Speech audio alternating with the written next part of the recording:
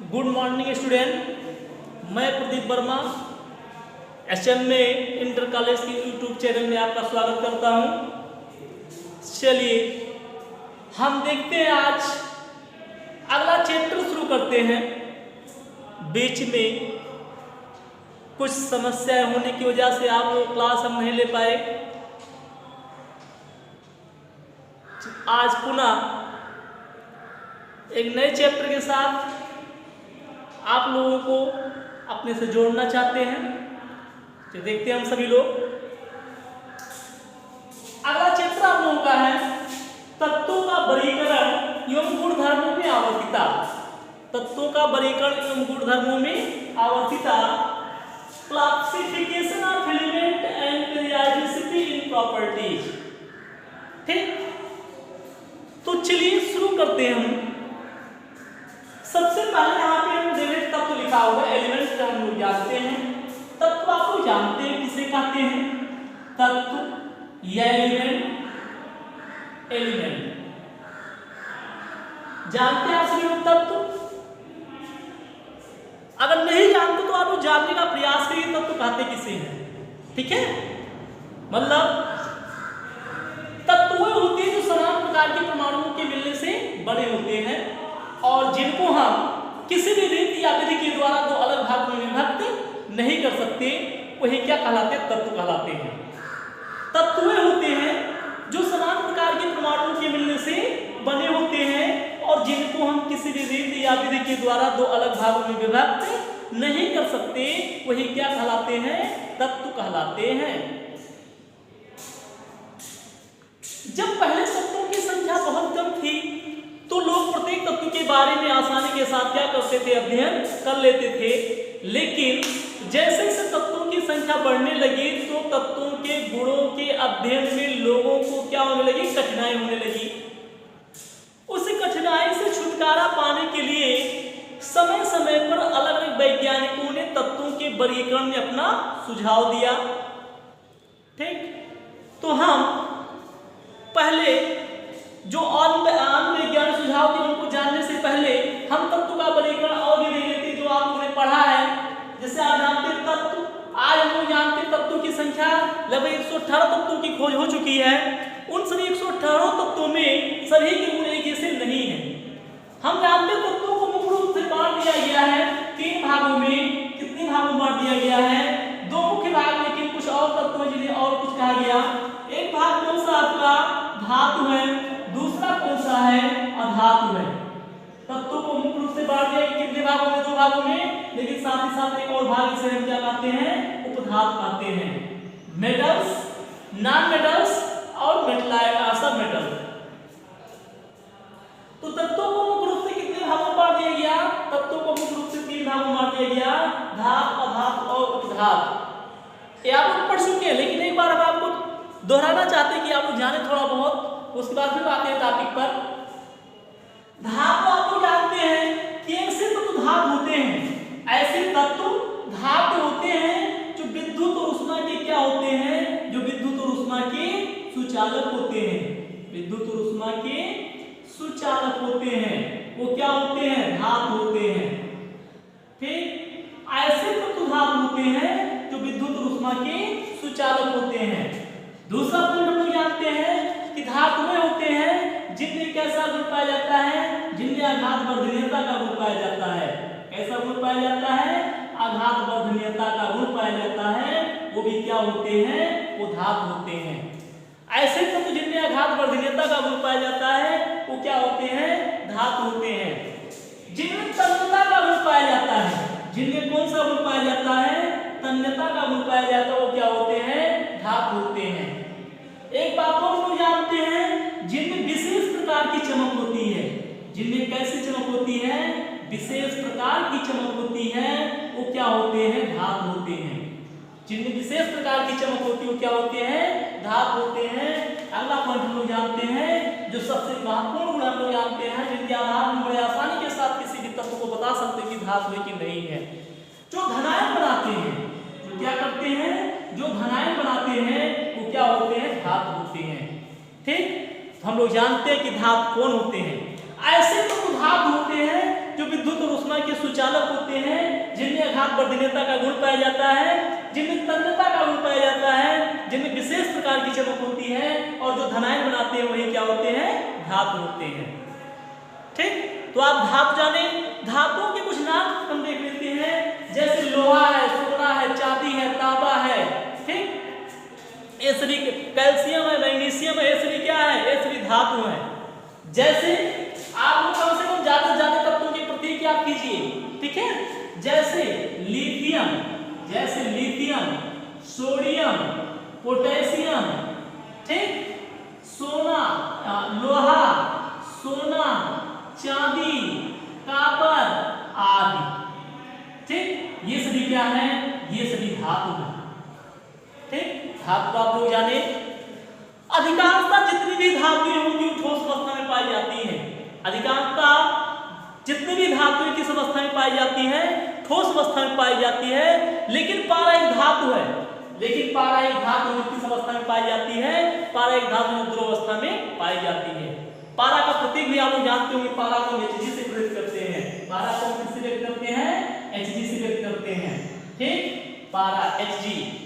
तो पारा एक धातु ध्रुव अवस्था में पाई जाती है, और अधिकांशतः जितनी भी धातुएं किस अवस्था में पाई जाती हैं, वो अधिकांशतः ठोस अवस्था में ही पाई जाती हैं। ठीक, तो हम धातु जाने, आगे हम देखते हैं, अधातु की बात कर लेते हैं कि ऐसे तत्व धातु होते हैं, ऐसे तत्व धातु होते हैं जिनमें धातुओं के गुण नहीं पाए जाते। ऐसे तत्व धातु होते हैं जिनमें धातुओं के गुण नहीं पाए जाते, वो क्या होते हैं, धातु होते हैं। यहां से हम बता सकते हैं कि ऐसे मतलब ऐसे तत्व जो विद्युत और ऊष्मा के कुचालक होते हैं, जो विद्युत और ऊष्मा के क्या होते हैं, कुचालक होते हैं, जिनमें आघात वर्धनीयता का गुण नहीं पाया जाता, जिनमें आघात वर्धनीयता का गुण नहीं पाया जाता, अर्थात जिनमें आघात वर्धनीयता का गुण नहीं पाया जाता, वो क्या होते हैं, अधातु होते हैं।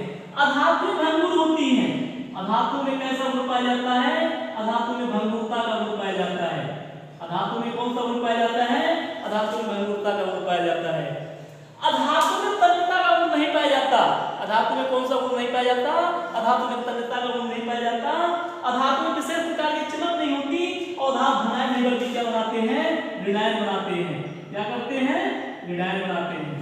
ठीक, तो अब अधातु जाने, अधातुओं के उदाहरण की बात कर ले हम, जैसे फ्लोरीन है, क्लोरीन है, ऑक्सीजन है, नाइट्रोजन है, फास्फोरस है, ETC। ये सभी क्या है, ये सभी अधातु है। ठीक, तो कम से कम धातु और धातु हम लोग जाने, कुछ नाम भी, कुछ उदाहरण भी जाने।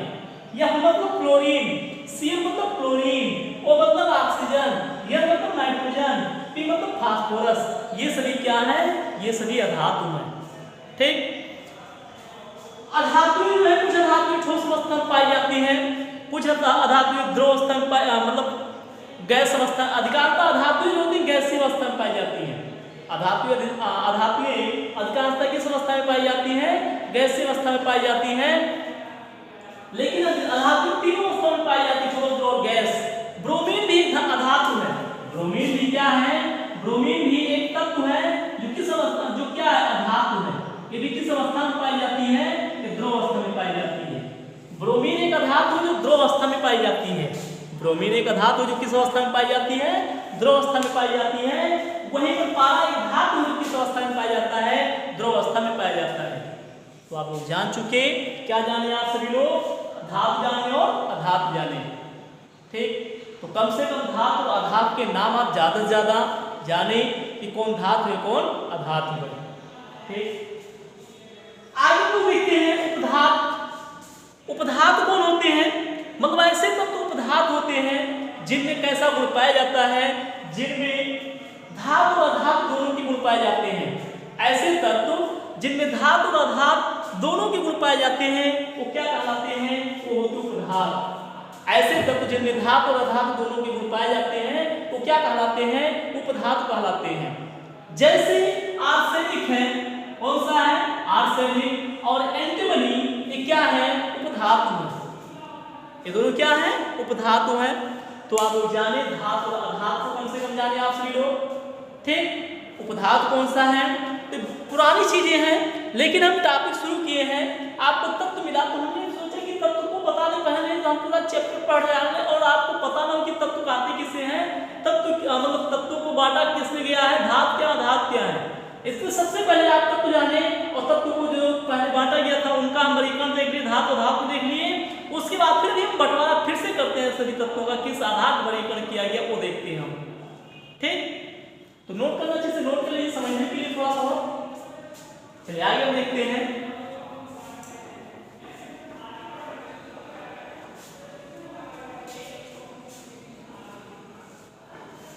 चलिए आगे देखते हैं तत्वों के वर्गीकरण में किन किन वैज्ञानिकों ने अपना अपना सुझाव दिया। ठीक, तत्वों के वर्गीकरण में समय समय पर अलग अलग वैज्ञानिकों ने अपना मत दिया और वर्गीकरण करने का प्रयास किया गया। ठीक, मजे की बात ये है वर्गीकरण क्यों किया जाता है। जैसे हम लोग विज्ञान पढ़े, विज्ञान का भी बंटवारा आप लोगों ने पढ़ा। पहले क्यों विज्ञान पढ़ते थे, फिर विज्ञान की आप लोग 3 शाखाएं पढ़े, भौतिक विज्ञान, रसायन विज्ञान, जीव विज्ञान। फिर आप इंटर में पहुंचते हैं, यहाँ पे रसायन को भी 2 भाग में बांट दिया गया, जंतु विज्ञान, वनस्पति विज्ञान। जीव विज्ञान को 2 भाग में बांट दिया, जंतु विज्ञान, वनस्पति विज्ञान। रसायन विज्ञान को भी 2 भाग में बांट दिया, कार्बनिक रसायन, अकार्बनिक रसायन। भौतिक विज्ञान को भी 2 भाग में बांट दिया गया। इस तरह से बंटवारा किया गया। बंटवारा क्यों किया जाता है, मतलब अध्ययन को सरल बनाने के लिए, अध्ययन को सरल बनाने के लिए वर्गीकरण किया जाता है। तो यहाँ पर जब तत्वों की संख्या कम थी तो वर्गीकरण नहीं किया गया, लेकिन जब धीरे धीरे तत्वों की संख्या बढ़ने लगी तो क्या किया जाने लगा, उनका वर्गीकरण किया जाने लगा। ठीक है, तो हम देखते हैं क्रम से वर्गीकरण को देखते हैं, किस आधार पर वैज्ञानिकों ने वर्गीकरण कैसे किया इसको हम देखते हैं। हेलो आओ तो हम देखते हैं वर्गीकरण क्यों किया गया, वर्गीकरण देखते हैं और किसने किया कैसे किया देखा जाए। तो तत्वों के वर्गीकरण में सबसे पहला जो सुझाव दिया गया, तत्वों के वर्गीकरण में जो सबसे पहले सुझाव दिया गया, एक वैज्ञानिक थे प्राउड। कौन थे, प्राउड। और उन्हीं के नाम पर चाहे इसे प्राउड का सिद्धांत कहें या इसे हम कहते हैं प्राउड की परिकल्पना, प्राउड की परिकल्पना। ठीक, तत्वों के वर्गीकरण में सबसे पहला सुझाव दिया गया और किसके द्वारा दिया गया, प्राउड के द्वारा दिया गया। और इसी को क्या कहा गया, प्राउड की परिकल्पना कहा गया। इन्होंने अपना सिद्धांत दिया था, नियम दिया था, कब दिया था, सन 1815 ईस्वी में दिया था। इन्होंने अपना सुझाव कब दिया था, 1815 ईस्वी में। और आप लोग जानते हैं जब कोई भी वैज्ञानिक मतलब शुरुआत में कोई भी नियम देता है तो उसका सिर और पैर पता नहीं था क्या कह रहा है क्या नहीं कह रहा है। तो इन्होंने भी मतलब कुछ ज्यादा कुछ नहीं बताया, इन्होंने सोचा कि हाँ ऐसा होता होगा और उसी के आधार पर नियम दिए थे, उसी नियम को हम लोग पढ़ रहे हैं, कल्पना की कि ऐसा होता होगा। ठीक, जैसे हम क्या जानते हैं, जैसे हाइड्रोजन जानते हैं, हाइड्रोजन का परमाणु भार कितना होता है, 1 होता है। हाइड्रोजन का परमाणु भार कितना होता है, 1। फिर और जो भी तत्व है जैसे हम जानते हैं कार्बन का परमाणु भार 12 होता है, नाइट्रोजन का परमाणु भार 14 होता है, कैल्शियम का परमाणु भार 40 होता है, ये हम जानते हैं। ठीक, इन्होंने बताया कि जैसे हाइड्रोजन से मिलकर के कार्बन बना, हाइड्रोजन का परमाणु भार 1 है, अगर हाइड्रोजन के 12 परमाणु आपस में मिल जाए तो कार्बन का 1 परमाणु बन जाएगी नहीं। अगर हाइड्रोजन के 14 परमाणु मिल जाए तो नाइट्रोजन का 1 परमाणु बन जाएगी नहीं। अगर हाइड्रोजन के 40 परमाणु मिल जाए तो कैल्शियम का 1 परमाणु बन जाएगी नहीं। मतलब कहने का मतलब क्या था, ये था कि जो भी परमाणु है उसमें हाइड्रोजन से मिलकर के बने हुए हैं, वो सब किससे मिलकर बने हुए हैं, हाइड्रोजन से मिलकर बने हुए हैं। और जब इस हाइड्रोजन से मिलकर के बने हुए हैं तो जो गुण हाइड्रोजन का होगा वही गुण और सभी तत्वों का होगा ही नहीं। और इसी को एक सिद्धांत के रूप में दे, नेम के रूप में दे दिया, जिससे क्या किया, प्राउड की परिकल्पना कहा गया। ठीक, तो देखते हैं इन्होंने अपने सिद्धांत में क्या बताया, इन्होंने अपना सिद्धांत हाइड्रोजन के आधार पर दिया। इन्होंने बताया कि जिस प्रकार मतलब कोई भी तत्व हाइड्रोजन के परमाणु भार के सरल गुणक के रूप में होते हैं अर्थात पूर्णांक के रूप में होते हैं। इन्होंने इनके कहने का मतलब था कि सभी तत्वों का परमाणु भार हाइड्रोजन के परमाणु भारों के सरल गुणक के रूप में होता है अर्थात पूर्णांक के रूप में होता है। इनके कहने का मतलब था कि सभी तत्वों का परमाणु भार हाइड्रोजन के परमाणु भारों के सरल गुणक के रूप में होता है अर्थात पूर्णांक के रूप में होता है। यही क्या, यही प्राउड की परिकल्पना है। लेकिन बाद में पता चला कि सभी तत्वों का परमाणु भार पूर्णांक नहीं बाद में क्या पता चला, बाद में पता चला कि सभी तत्वों का परमाणु भार पूर्णांक में नहीं होता बल्कि किसमें होता है, दशमलव में भी होता है, जिससे प्राउड की परिकल्पना क्या हुई, गलत सिद्ध हुई। ठीक, जैसे पता चला एल्यूमीनियम का परमाणु भार कितना होता है 27.5, क्लोरीन का परमाणु भार 35.5, जब ये सब पता चले तो प्राउड की परिकल्पना क्या हो गई, गलत सिद्ध हो गई। क्योंकि प्राउड ने क्या बताया था, प्राउड ने बताया था कि सभी तत्वों का परमाणु भार हाइड्रोजन के परमाणु भार के सरल गुणक के रूप में होते हैं, अर्थात पूर्णांक के रूप में होते हैं। लेकिन बाद में पता चला कि सभी तत्वों का परमाणु भार पूर्णांक में नहीं होता बल्कि किसमें होता है, दशमलव में भी होता है, जिससे प्राउड की परिकल्पना क्या हुई, गलत सिद्ध हो गई। ऐसे में वो दिक्कत। ठीक, अगला सिद्धांत, जब प्राउड की परिकल्पना गलत सिद्ध हुई, इसके बाद एक और वैज्ञानिक आए, डोबे-राइनर। कौन थे, डोबे-राइनर। उन्होंने भी तत्वों के वर्गीकरण में अपना सुझाव दिया और उनके सिद्धांत का नाम क्या दिया गया, नाम दिया गया इनके सिद्धांत का डोबे-राइनर का त्रिक सिद्धांत। डोबे-राइनर का त्रिक सिद्धांत। त्रिक, चाहे डोबे-राइनर का त्रिक सिद्धांत हो या डोबे-राइनर का त्रिक नियम भी कहते हैं। डोबे-राइनर का त्रिक सिद्धांत या डोबे-राइनर का त्रिक नियम। ठीक, ये नियम दिया था कब, इन्होंने 1817 ईस्वी में दिया था। ये सिद्धांत इन्होंने कब दिया था, सन 1817 ईस्वी में इन्होंने अपना सिद्धांत दिया था। ठीक, इस सिद्धांत के अनुसार, इस सिद्धांत में क्या बताया गया, इस सिद्धांत में बताया गया कि अगर तत्वों को, त्रिक मतलब देखिए, त्रिक मतलब क्या होता है, त्रिक मतलब आप जानते हैं तीन होता है। त्रिक मतलब क्या होता है, तीन। इन्होंने तत्वों के वर्गीकरण में क्या किया, तत्वों को तीन तीन के समूह में रखा। ठीक है, चलो सुनते देखते एक बार। इस सिद्धांत के अनुसार, इस सिद्धांत के अनुसार यदि तत्वों को उनके परमाणु भारों के, इस सिद्धांत के अनुसार यदि तत्वों को उनके परमाणु भारों के बढ़ते हुए क्रम में तीन तीन के समूह में रखा जाए, तीन तीन के समूह में रखा जाए और पहले और अंतिम तत्व के परमाणु भार का क्या ज्ञात किया जाए, पहले और अंतिम तत्व के परमाणु भार का मध्यमान ज्ञात किया जाए, औसत ज्ञात किया जाए, तो बीच वाले तत्व का परमाणु भार प्राप्त होता है। यही क्या डोबे-राइनर का त्रिक सिद्धांत है। एक बार फिर से सुनिएगा। इस सिद्धांत के अनुसार यदि तत्वों को उनके परमाणु भारों के बढ़ते हुए क्रम में तीन तीन के समूह में रखा जाए और पहले और अंतिम तत्व के परमाणु भार का मध्यमान ज्ञात किया जाए, तो बीच वाले तत्व का परमाणु भार प्राप्त होता है। यही क्या है, ये डोबे-राइनर का त्रिक सिद्धांत है। ठीक, जैसे जैसे देखते हैं, इन्होंने लिया lithium, sodium, potassium. Lithium, sodium, potassium. आप जानते हैं लिथियम का परमाणु भार कितना होता है, 7 होता है, सोडियम का परमाणु भार 23 होता है, पोटेशियम का परमाणु भार 39 होता है। तो कम से कम आप लोग ज्यादा न याद हो, कम से कम 30 तक के तत्वों का परमाणु भार और परमाणु क्रमांक तो याद ही कर लें, उनके संकेत याद ही कर लें। ठीक, कहानी का आपको फिर से देखिएगा। डोबे-राइनर ने क्या बताया कि तत्वों को परमाणु भारों के बढ़ते हुए क्रम में तीन तीन के समूह में रखा जाए। तो तीन के समूह में है नहीं तब लिथियम, सोडियम, पोटेशियम, तीन तत्व हैं, तीन का जोड़ा बनाया उन्होंने, परमाणु भार के बढ़ते हुए क्रम में रखा। लिथियम का परमाणु भार 7 है, सोडियम का 23 है, पोटेशियम का 39 है। फिर उन्होंने क्या किया, क्या कहा, उन्होंने कहा कि पहले और अंतिम तत्व के परमाणु भार का मध्यमान ज्ञात किया जाए। तो पहला तत्व कितना, कौन सा, 7, जिसका परमाणु, पहला तत्व है लिथियम जिसका परमाणु क्रमांक कितना, 7। अंतिम तीसरा तत्व कौन सा है, पोटेशियम जिसका परमाणु क्रमांक 39 है। इनका क्या निकाला जाए, औसत निकाला जाए। मध्यमान या औसत बराबर क्या हो जाएगा, मध्यमान बीच वाले तत्व का परमाणु भार या मध्यमान बराबर हम लिख सकते औसत बराबर 7 + 39.2। हल कर लेंगे कितना आ जाएगा, 23 आ गया। यहाँ बीच वाले तत्व का परमाणु भार कितना है, बीच वाले तत्व का परमाणु भार 23 है कि नहीं। अगर बीच वाले तत्व का परमाणु भार आता है तो तीनों तत्वों के गुणों में क्या होगी, समानता होगी। तो यहाँ पर देखा गया, यहाँ पे इन तीनों तत्वों के गुणों में क्या होगी, समानता होगी। क्योंकि यहाँ पे क्या पाया गया, क्योंकि बीच वाले तत्व, जब औसत निकालेंगे बीच वाले तत्व का परमाणु भार पाया गया। ठीक, यहाँ से भी परीक्षाओं में प्रश्न पूछे जाते हैं कि जैसे क्या किया जाए, जैसे तत्व दे दिया जाए क्लोरीन है, ब्रोमीन है, आयोडीन है, मान यही तत्व दे दिया जाए, इसका परमाणु भार जानते 35.5 होता है, इसका 127 होता है। बीच वाले तत्व का परमाणु भार ज्ञात करने के लिए कहा जाए तो आप बीच वाले तत्व का परमाणु भार ज्ञात कर सकते हो, नहीं ज्ञात कर सकते हो। कैसे, आप जानते हैं पहले और अंतिम तत्व के परमाणु भार का जो भी मध्यमान होगा बीच वाले तत्व का क्या होगा, प्रमाण भार होगा।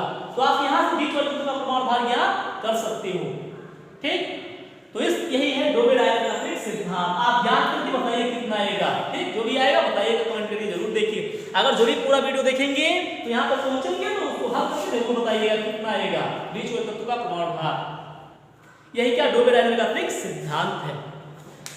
इस सिद्धांत में भी कमियां पाई। सिद्धांत के अनुसार केवल कुछ ही जोड़े बनाए जा सके। इस सिद्धांत के अनुसार केवल कुछ ही जोड़े बनाए जा सके।